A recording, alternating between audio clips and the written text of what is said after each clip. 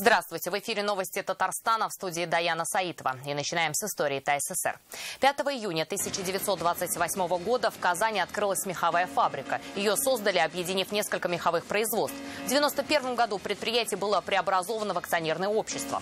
А 5 июня 1993 года в Москве открылось созванное президентом России Борисом Ельциным Конституционное совещание. Татарстан представлял президент Ментимир Шаймиев, председатель Верховного Совета Фарид Мухамедшин и вице-президент Василий Лихачев.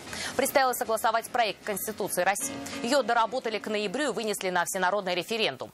Это события прошлого, сейчас о главном на сегодня. День эколога на прямой связи с президентом страны. Уважаемый Владимир Владимирович, я хотела бы пригласить вас принять участие в акции «Вода России». О чем сегодня волонтеры Татарстана рассказали Владимиру Путину с набережной Казанки. На включении побывала Зарина Ахметова. Региональный оператор в Челнах работает 1,5 года, а ВОЗ, точнее мусор, и ныне там. Вы не обращайте внимания, что мы акценты ставим на негативе. Это не значит, что все плохо. Мнение сторон услышала Алия Харютдинова. Теперь без мусоропровода. Не видим в них эффективности, потому что больше эффективность от мусорных контейнерных. Новостройки будут строить без мусоропровода. Что они тормозят, расскажет Вероника Гайнадинова. С Божьей помощью. Очень ждали. Дома молились, чтобы быстрее все открылось. В Татарстане открылись культовые сооружения, такие как мечети и церкви. Как на службы повлияла пандемия, увидел Ирамиль Шайдулин. Они стоят стеной за чистоту природы. Сегодня экологов, волонтеров и всех тех, для кого сохранение окружающей среды – это призвание, в прямом эфире поздравил Владимир Путин. Глава государства вышел на связь с экоактивистами со всей страны. Первыми о своих проектах рассказали татарстанские волонтеры «Движение будет чисто». О чем ребята попросили президента с набережной Казанки, где шел большой субботник, Зарина Ахметова. Здравствуйте, Владимир Владимирович. В этом году нашему движению исполнилось 5 лет, и в наших рядах уже более 8 тысяч человек. С побережья Казанки на фоне Казанского Кремля на прямой связи с президентом России. Всемирный день окружающей среды татарстанские волонтеры отмечают в таком формате впервые. Своими планами и проектами они поделились с Владимиром Путиным. Нередко именно благодаря вам власти на местах получают своевременный сигнал о конкретных проблемах. Что называется, хороший импульс от общественности. Встреча для экоактивистов проходит на фоне масштабной катастрофы разлива нефти в Норильске. Ущерб, нанесенный природе, колоссальный. В прямом эфире глава государства напомнил об ответственном отношении к окружающему миру. Проекты, о которых вы сегодня рассказывали, которые реализуют ваши единомышленники по всей России, это как раз и есть то, что называется ответственной экологической культурой. Даже в праздник защитники природы не сидят без дела. Вот сегодня в Казани привели в порядок городской пляж. После обратились к Владимиру Путину с предложением. Уважаемый Владимир Владимирович, я хотела бы пригласить вас принять участие в акции «Вода России». Я уверена, что это привлечет дополнительное внимание к вопросам экологии и вовлечет еще больше неравнодушных жителей к мероприятиям по сохранению наших уникальных природных объектов. Спасибо за приглашение и за поздравления коллегам. На защите природы активисты движения «Будет чисто» уже 5 лет. Они высадили тысячи растений, собрали сотни тонн макулатуры. А главное, пополнили ряды новыми лицами. Переработка – это очень важно. Важно заботиться об окружающей среде, использовать вторсырье, как-нибудь макулатуру перерабатывать. Поработать волонтеры готовы не только на поверхности, но и под водой. Сегодня 7 водолазов опускаются на дно Казанки не за сокровищами, а за мусором. Но, как говорят дайверы, среди отходов тоже бывают интересные находки. Какие? Мы сейчас у них узнаем. Расскажите. Да, попадались солнечные очки, попадались спортивные часы, правда, не работающие, денежные купюры и лодка-спасатель. Акция «Вода России» – часть национального проекта экологии. Самое масштабное волонтерское движение в стране. В прошлом году татарстанские волонтеры стали лидерами по уборке побережья рек и озер. Только татарстанцев в прошлом году вышло более 55 тысяч человек на данную акцию. Было очищено 137 водных объектов. И сегодня тоже, вот, как мы уже говорили, планы у нас большие. А это очистить от мусора береговую прибрежную территорию протяженностью не менее 1000 километров. Владимир Путин отметил, самые интересные предложения возьмут национальный проект. Зарина Ахметова, Марат Зайдуллин, ТНВ, Казань. О состоянии экологии в Татарстане сегодня жителям республики рассказал министр Александр Шадриков. Он также ответил на многочисленные волнующие вопросы. Чем интересовались жители республики и куда будут потрачены деньги по национальному проекту? Об этом расскажем в вечернем выпуске новостей. Чисто там, где не мусорят, а отходы надо своевременно вывозить. Проблему сбора и утилизации сегодня обсуждали в Автограде. Сюда приехали депутаты сразу 2 комитетов Госсовета – экологии и жилищной политики. Цель выяснить, что мешает Закамскому рекоператору выстроить работу так, как планировали. Это только первый шаг перед принятием законодательных решений. Подробнее в репортаже Алии Харудиновой. Вот так из переработанного пластика делают дорожную плитку. Руководитель компании уже не первый год внедряет раздельный сбор мусора, но последние 1,5 есть проблемы с его же сбором. Нам необходимо сырье. Как вы знаете, с прошлого года началась мусорная реформа, и теперь всеми отходами заведует региональный оператор. Дальше клубок вопросов перенесли в зал совещаний. В Татарстане работают 2 регоператора. В Закамье это Гринта. 1,5 года на рынке, изменения только в тарифах, уверяют депутаты Госсовета. На это представитель регоператора озвучивает 10 проблем, мешающих работе. Нам поступает огромное количество жалоб от потребителей, потому что ни один из государственных или муниципальных органов сведения о количестве прописанных лиц не выдает. А мы начисляем плату за услугу, исходя из количества прописанных лиц. Особое негодование вызвало то, что начисление платы за вывоз мусора просят сделать, исходя из квадратных метров жилья, а не количества проживающих. Так, если будем жить мы, значит, знаете, как, докуда мы дойдем с народа, значит, сколько денег будем сдирать. Поэтому должен быть у каждого нормального, как коммерческого предприятия, должен быть перспективный инвестиционный план развития. Без тарифов, за счет резервов, которые сегодня есть. Комплексы по переработке не просят и сами готовы заплатить. Пусть 60 копеек за килограмм бумаги, но все же. Однако сейчас есть одна проблема. Мусор от бака переезжает только на полигон. Ни о какой сортировке речи нет. Региональные операторы построили свой бизнес на тарифе. Тариф поступает автоматически, а раздельный сбор требует вложений для развития. Им проще вообще ничего не делать, а просто обеспечивать транспортировку мусора на полигоны. А рекоператор уверяет, проблем, чтобы договориться, нет.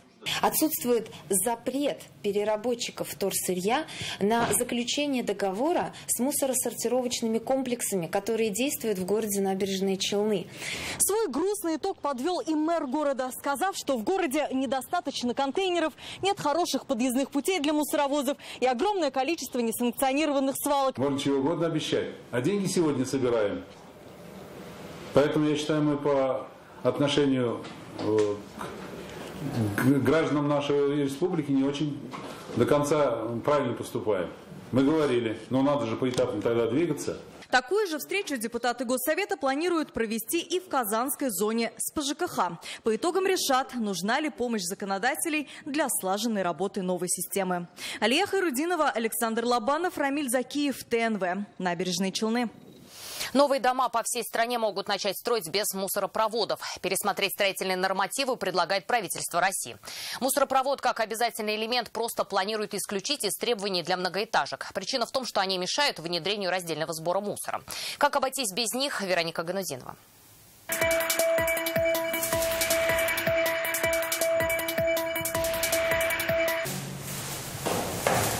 Мусоропровод – это удобно, считает Луиза Мусина. Признается, пользуется им часто. Из минусов он иногда забивается. Никогда не видела крыс. Никогда. Но единственное, бывает, конечно, кто кидает и мусор немножко разбрасывает. Весь мусор идет в одну кучу, о его раздельном сборе речи тут идти уже не может. Именно поэтому правительство России предлагает новые дома строить уже без мусоропроводов. То есть пересмотреть строительные нормативы и убрать это требование. Если дом больше 5 этажей, обязательно должен быть мусоропровод. Но на усмотрение застройщика, все-таки по тому проекту, который есть, если он согласован, он может его построить без мусоропровода. Потому что сейчас необходимости в нем нет. У нас безбарьерная среда, и можно выйти, спокойно донести до контейнера. В Казани для удобства сортировки мусора отказаться от мусоропроводов решили еще в минувшем году. Их закрыли в 300 многоэтажках. Хотя заваривать по требованию жителей стали еще раньше. Сегодня мусоропроводы остались в 450 домах. Это всего 8% от общего числа. В нашем нет в доме. Поэтому, я думаю, не нужны. Я выхожу, тут ящик стоит, в него бросаю. Я пожилой человек, мне время от времени надо прогуливаться. Антисанитария, потом не все аккуратно выбрасывают этот мусор. Современные дома строят уже без мусоропровода. Собственно говоря, это сразу видно. Рядом нет никаких отсеков с контейнерами, а значит, нет никакого мусора рядом. И, конечно, никаких посторонних запахов. Мусоропровод уже не обязательный элемент вне зависимости от этажности многоквартирного дома, говорят застройщики. Причем спрос на это диктует сам покупатель. Мусоропровод не нужен. Вонять-то будет по подъезду. Лучше бы сходить туда, выбросить мусорку, урну. Мусоропроводов ушли где-то в 12-х годах. В новых домах их уже нет, получается. Не видим в них эффективности, потому что больше эффективность от мусорных контейнерных. Первое, нет запахов подъездов. У жителей есть возможность на раздельный сбор мусора. К 1 августа Минстрой России должен подготовить доклад о возможности уйти от мусоропроводов. Кроме этого, рассмотрят предложение утилизации пищевых отходов в жилых домах. Один из вариантов – установка измельчителей продуктов. Вероника Гайнутдинова, Игорь Романов, ТНВ, Казань. Сейчас к другим темам. Сегодня в Татарстане выявлено 50 новых случаев коронавируса. Среди них ни одного завозного, все контактные. Большинство заболевших – это жители Казани, Нижнекамского и Зеленодольского районов. По 2 случая зафиксировано в Челнах и Нурлатском районе. 15 человек госпитализированы, 35 будут проходить лечение на дому. За сутки в Татарстане выздоровели 105 человек. Сегодня первый день работы церквей и мечетей после смягчения ограничений. Теперь можно совершать массовые богослужения, но с обязательными условиями – в масках или респираторах, а также соблюдая социальную дистанцию по 4 квадратных метра на человека. Соблюдают ли? На службу отправился и Рамиль Шайтуллин.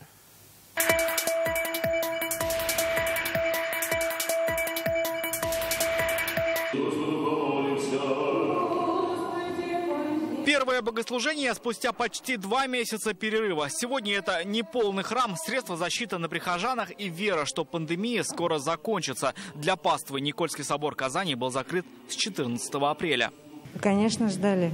Каждый раз в интернете все искали, когда это все откроется. Вот такое радостное, долгожданное событие. Такой день, столько всего было. Очень ждали. Дома молились, чтобы быстрее все открылось. Собор открылся, но с новыми правилами. Они добавились к уже существующим. Так, теперь всякий входящий должен быть в маске. Если нужно обработать руки антисептиком, обязательно соблюдать дистанцию. Сегодня мы открылись, но предписания такие очень существенные. Видите, прихожане стоят на более чем 2 метра расстояния друг от друга. Владыка благословил при возможности и на улице совершать богослужение. Для того, чтобы провести пятничную службу вместе с прихожанами, храмы открылись уже в 7 утра, как здесь и во многих других местах республики, где ждали начала духовной жизни. Впервые за месяцы и мусульмане собрались на пятничный намаз. Каждый верующий пришел со своим ковриком. Его положил на специально отмеченные полоски. На лицах маски, на руках перчатки. Неудобство не создаешь? На второй план отходит перчатка, неудобство. Да, это терпимо. Главное в мечети. А что сделаешь, если как бы требуют? Почему нет-то? В духовном управлении мусульман это объясняет заботой о здоровье верующих. Поэтому молитвы проходят в строгом соответствии с правилами, принятыми в республике. Также мы советуем нашим верующим братьям и сестрам 65 лет или же больше этого возраста, рекомендуем, чтобы они старались оставаться пока дома, потому что мы переживаем и волнуемся за их здоровье. Правила действуют во всех мечетях Татарстана. Не более 100 молящихся в самом храме, поэтому верующие могут молиться и на улице. А на никахе, маджлисы и именно речения пока не более 10 человек. Рамиль Шайтуллин, Ильгиз Шакуров, Данил Филатов, ТНВ, Казань. Из-за коронавируса в особых условиях пройдет и голосование по поправкам в Конституцию. Сегодня в многофункциональных центрах республики, территориальных избиркомах и на портале госуслуг начался прием заявлений по голосованию по местонахождению. Речь идет о механизме «Мобильный избиратель».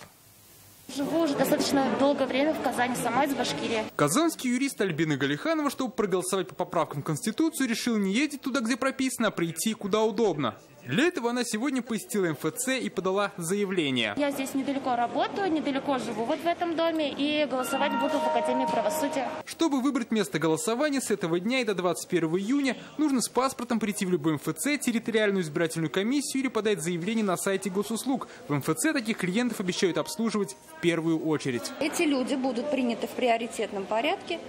Данное заявление занимает по приему всего лишь несколько минут.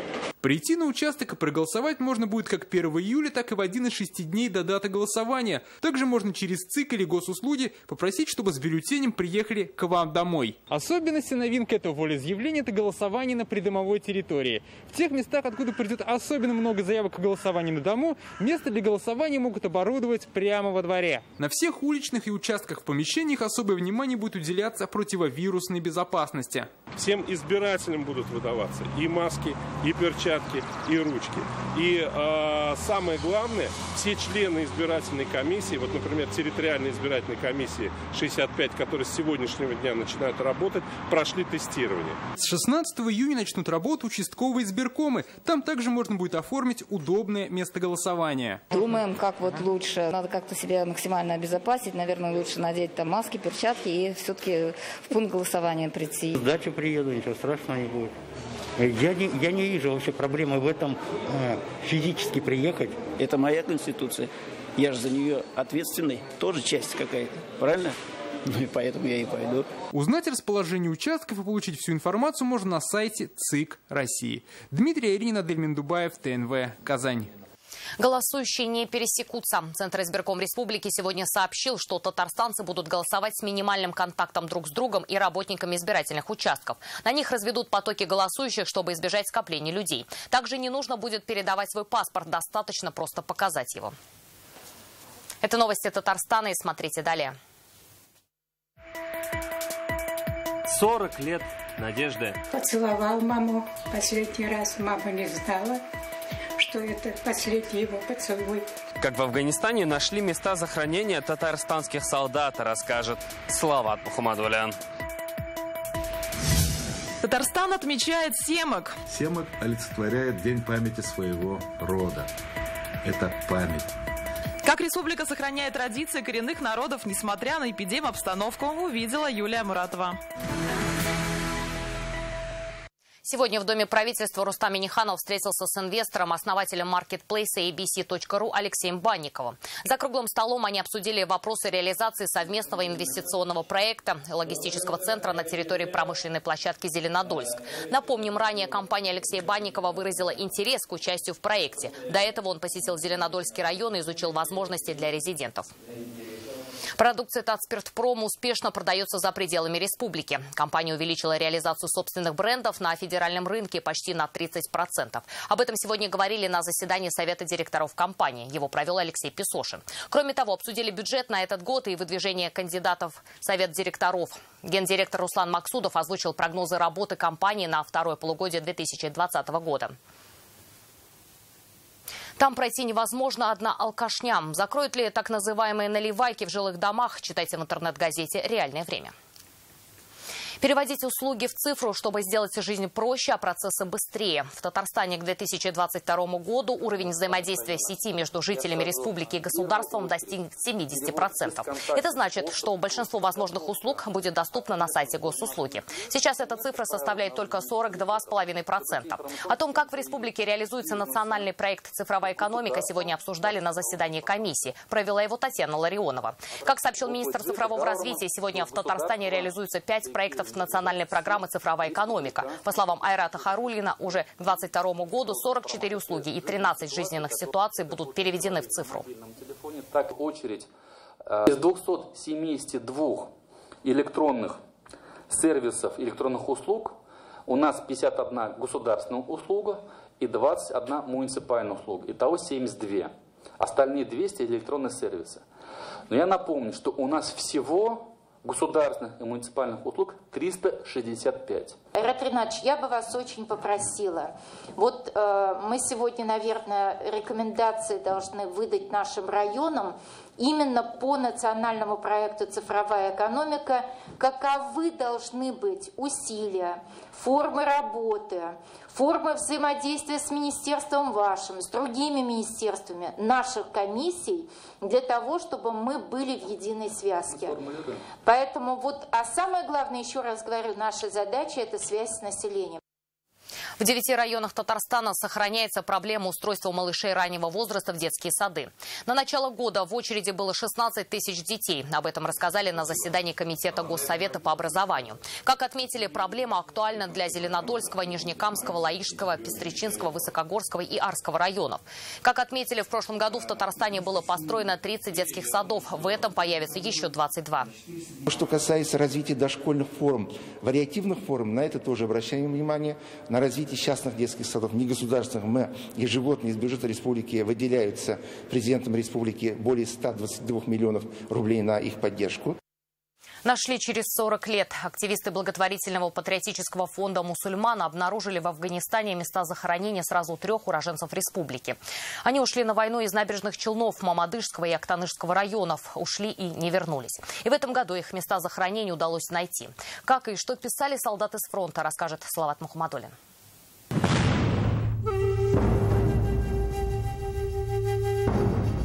При вынесе раненого товарища рядовой Гарайханов Ильшат Васильевич был смертельно ранен и упал с моста в реку. Эти строки из письма 80-го года Алсу Хадиуллина читает, еле сдерживая слезы. Ее брат Ильшат погиб на войне в Афганистане, посмертно награжден орденом Красной Звезды. О деталях тех боев и месте захоронения родственникам стало известно только сейчас. Тело просто...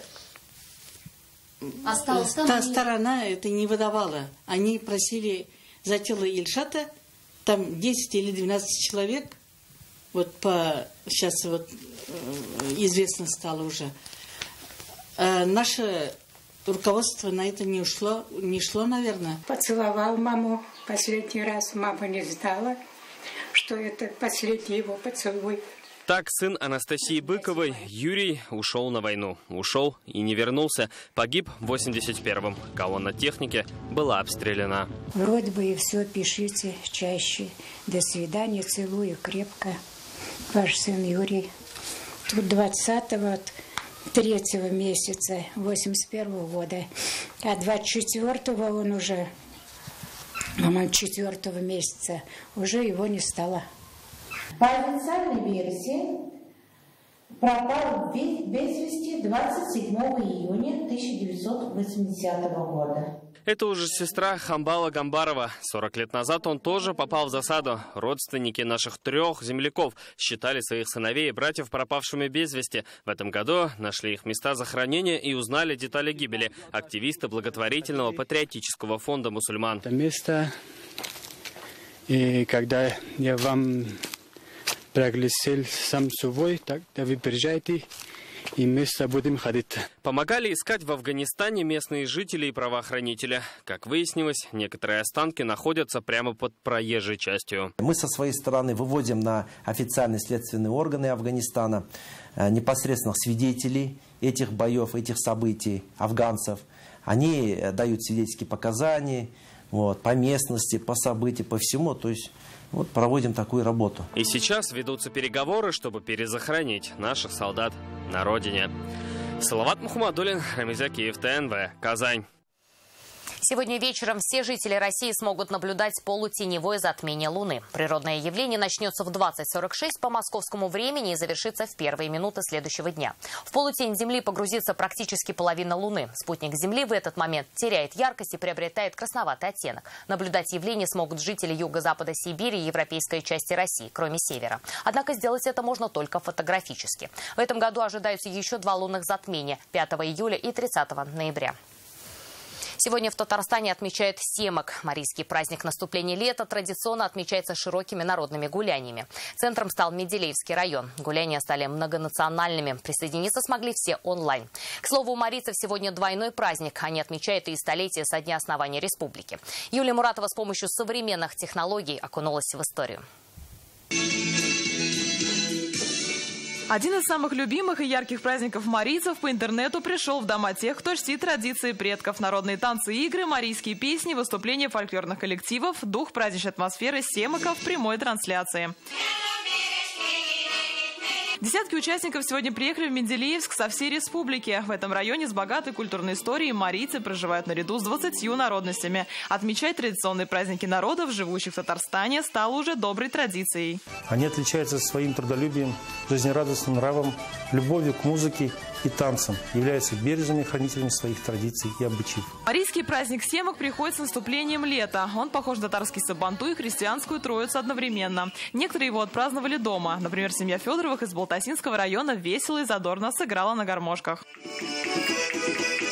Самое главное в этот праздник – помянуть усопших и попросить у них благословения. В праздник всегда пели, танцевали, устраивали широкие народные гуляния, а также накрывали большие праздничные столы. Очень хочется, чтобы праздник принес не только знакомство с красотой обрядов, но еще и с их историей.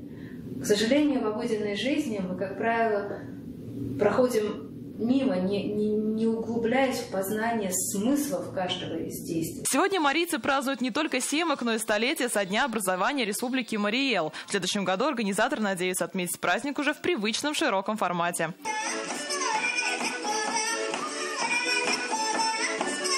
Юлия Муратова, ТНВ, Казань. А у нас на этом все. Еще больше новостей в наших соцсетях ВКонтакте и Инстаграм. Сейчас прогноз погоды. До встречи.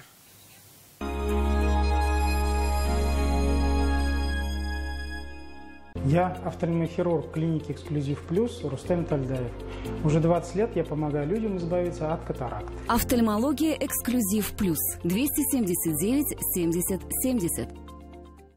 Внимание! В аптеках Фармленд феноменальный кэшбэк 10% на все покупки от 500 рублей. Скидки сохраняются. Приходи, покупай, экономь с Фармлендом. Откукукала! Ухожу в телеотпуск на 3 года! За 0 рублей тебе доступны главные телеканалы страны, которые зрители по всей России смотрят в первую очередь. Рекомендация опытных телезрителей. Смотри, не переплачивай! Кондиционеры от Вестклимат. Акция. Рассрочка. Гарантия 5 лет. Установка на следующий день. 260 25 65. КПК «Агрорусь». Здесь ваши сбережения растут. Пайщикам до 9,9% годовых. Можно все проценты сразу. 550 82. Дуслар, барыгызны ТССРның 100 еллыгына багышланган марафонда катнашырга чакырабыз. Үз Instagram аккаунтыгызга «Шаян ТССР 100» хэштегын куеп, республикабызга багышлап шигырь яки җыр башкарган видеогызны урнаштырыгыз. Иң яхшыларны безнең Instagramда һәм Шаян ТВ каналында күрсәтәчәкбез.